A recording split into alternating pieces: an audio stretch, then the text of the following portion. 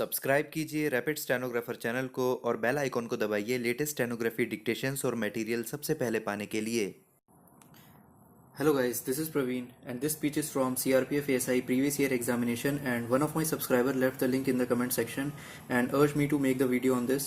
So I decided to make the video on the same, and the difficult words of this video I have given a link in the description of all difficult outlines so you can find it. So without wasting any time, let's start. Kondiba Gaikwad hated begging, but the famine in Maharashtra in 1972-73 had driven him from his home in Aurangabad to Mumbai in search of bread. At first, he had tried selling brooms.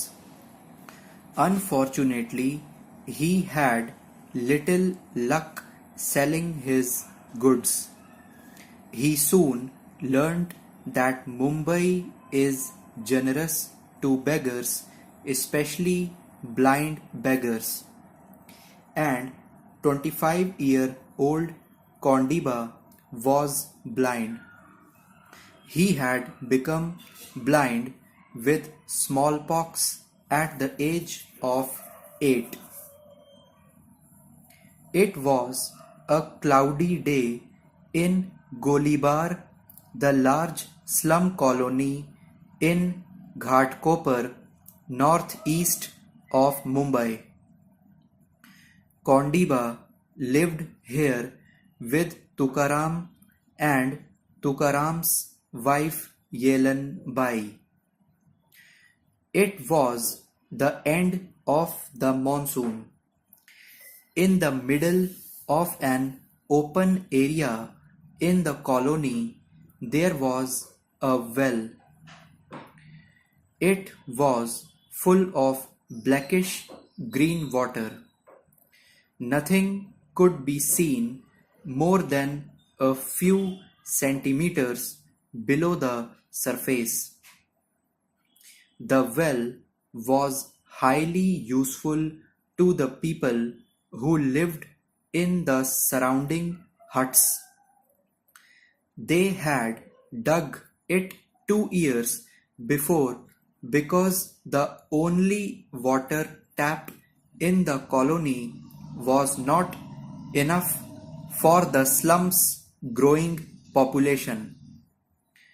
There had never been any money for a wall around the well. The mouth of the well had gradually widened as the soil and rocks on the sides fell in. The bottom was narrow, muddy, and filled with weeds. The well was dangerous, but it had been there for so long that no one worried about it. It seemed harmless. Kondiba had returned to the slum to eat a little food which Yelan Bai had prepared. His days begging usually ended when he had collected rupees 5 to rupees 6 in his small gunny bag. Suddenly, there were shouts and sounds of great confusion. Kondiba and Yelan Bai were startled. Someone's fallen in the well. They heard a woman cry. Kondiba set aside his meal and said urgently, "Quick, lead me there." Within a minute, the blind beggar and the woman reached the well and pushed their way through a small group at the mouth of the well. In seconds, Kondiba pulled off his shirt and slipped into the water. two boys were already paddling around trying to find young Arvind, who had fallen off a tree trunk while drawing water. The boys could not dive. Kondiba had been a good swimmer as a young boy before he lost his sight. But years of poverty had made him weak. Once he had been able to dive deep into the wells around his village to pick up shining bits of broken pottery that he and his friends would throw in as part of game.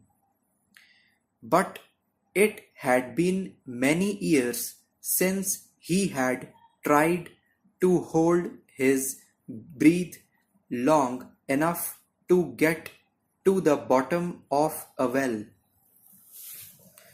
Kondiba floated on the surface for a moment, then took a deep breath and dived. Carefully feeling his way along the rocks on the side of well, he reached the bottom.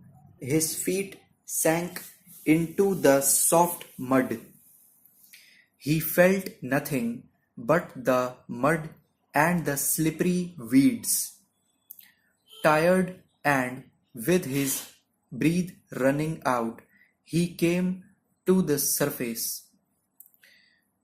It was now 2 minutes since Arvind had fallen in. His aunt, with whom he lived, was at the well. As Kondiba surfaced without the boy, he heard her wailing. The blind man took another deep breath and vanished into the muddy depths. His first dive had given him a good idea of the shape of the well. So he went straight down and tried to search the bottom with his hands. They slipped in the mud and got caught in the weeds. There was still no sign of the boy. His lungs were nearly bursting. He rose to the top once again.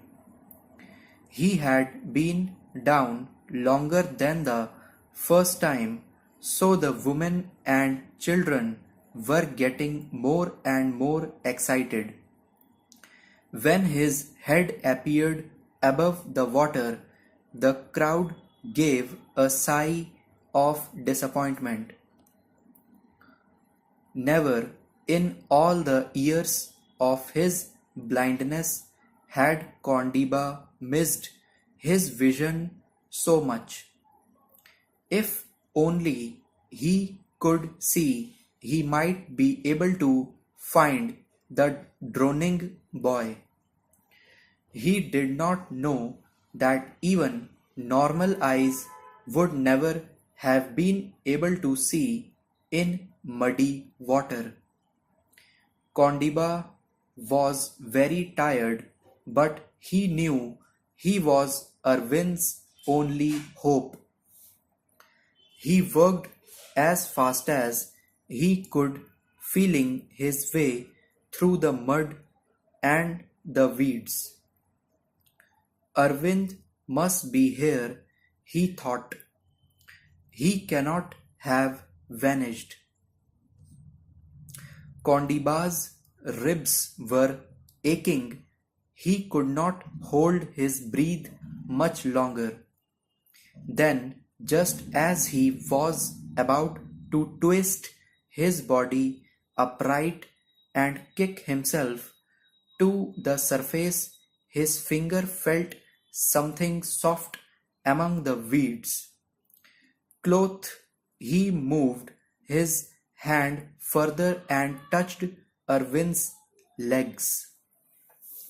The boy's body was held in the mud and weeds.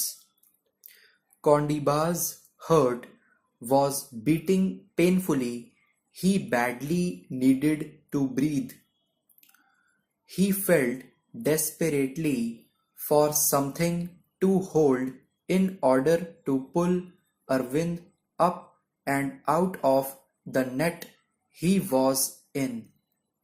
Suddenly, he felt Arvind's belt. Holding it tightly with his right hand, he pulled the lad free, turned about, and pushed up. His spine and muscles ached. This almost stopped his movements. His weak, starved body fought against what his mind told him he must do. Keeping a tight hold on the boy's belt, Kondiba struggled to push himself upwards with his free hand and feet. It seemed a long time before he rose the 6 meters from the bottom and broke surface. While he gasped for breath, other hands quickly lifted Arvind up and out of the well. Kondiba held on to the well's rocky side, his eyes closed, his body tired. He heard but paid little attention to the sounds of people trying to give Arvind artificial respiration. Finally, the boy began to vomit water, and cries to joy came to Kondiba, still holding tightly to the side of the well. Then Arvind was hurried away to the hospital. A man helped Kondiba out of the well, and a woman patted him affectionately on the shoulder. Yelan Bai led him back to the hut. There Kondiba put on his clothes, finished his half-eaten meal, and fell asleep. That evening, a police officer came to tell the blind beggar that the boy he had saved would be all right. Kondiba later learnt that if the boy had been in the well longer, his brain would certainly have been damaged from lack of oxygen. And Kondiba had saved him just in time. The next afternoon, Arvind returned to Golibar. He went at once to Kondiba, and while his aunt washed with tears in her eyes, he touched Kondiba's feet in gratitude. Indeed, Kondiba had saved a life, but his own still had to go on, and for him that meant begging. By afternoon, Kondiba was back on the streets of Mumbai with his gunny sack. However, word soon began to spread about the beggar's courage. His picture and the story of his daring rescue were published in many national and local papers. Suddenly, Kondiba became a hero. He was praised by the governor, the chief minister of Maharashtra, and other officials. Rewards totaling of rupees 12,970 were presented to him. For a few months, he was given a home in a home for the blind. Here, he learnt some skills such as bottling and the weaving of chair seats. Today, Kondiba lives in Jalna, a market town close to his native village. He has married a local girl and runs a small business. Kondiba Gaikwad's bravery and determination to find the boy in the well had completely changed his own life. The beggar who hated begging need never beg again. Stop. So guys, this is a speed of 80 words per minute and it is almost of 1000 words. So guys, if you like this video, please like, share and subscribe, and I have given a link in the description of difficult words, so you must watch it. Thank you.